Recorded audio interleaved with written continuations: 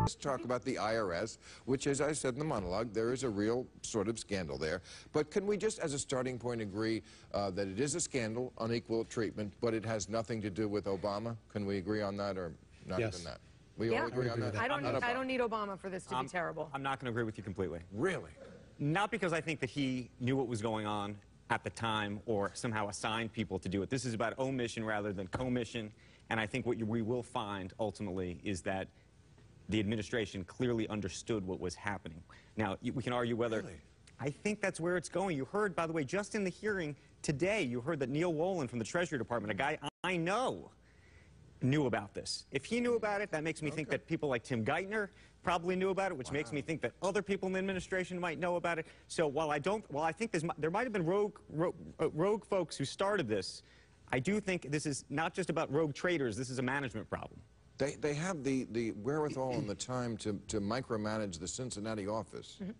I'm not suggesting that they were doing that. I'm suggesting that at some point over the summer, before the election, they knew this was going on, and this is going to be about the cover-up. It's not necessarily about what actually happened.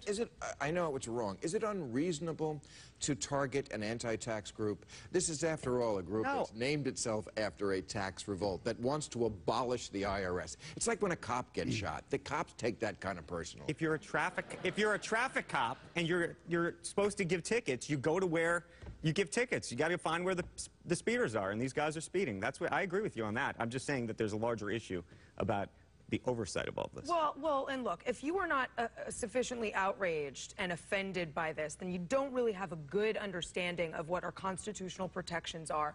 The government cannot take an opinion on your personal politics and then use the tax code to punish you based on it. And that's what was happening. I don't need it to be illegal for it to be a scandal, and the president did not have to know about it for it to be a scandal. But nothing was actually done, right? Right. And then nobody was being punished. They were being asked the questions because they don't want to pay taxes. They actually should be paying taxes. There's too much of this going on.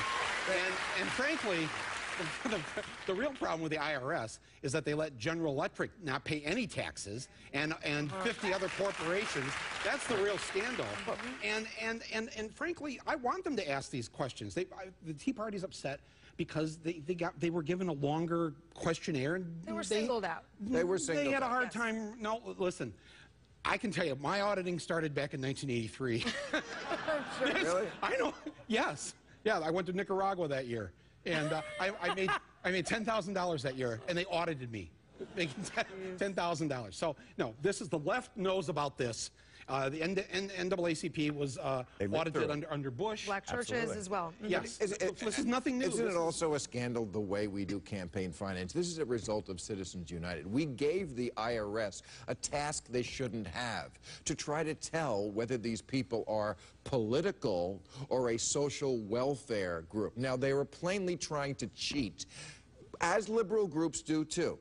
The one I gave $1 million to, same thing. Right. Cheating, because they're not political. They're not really a social welfare group. But again, we did catch people cheating. I mean, neither is Organizing for Action. I think this is a great opportunity for tax reform. And if Republicans are serious about this, they won't make this about Obama. They'll make this about the need for tax reform, and they'll make this about the need for limited government. Good luck. Hold on. Good luck with that. Can we just stipulate a 501c4, which is what is bullshit?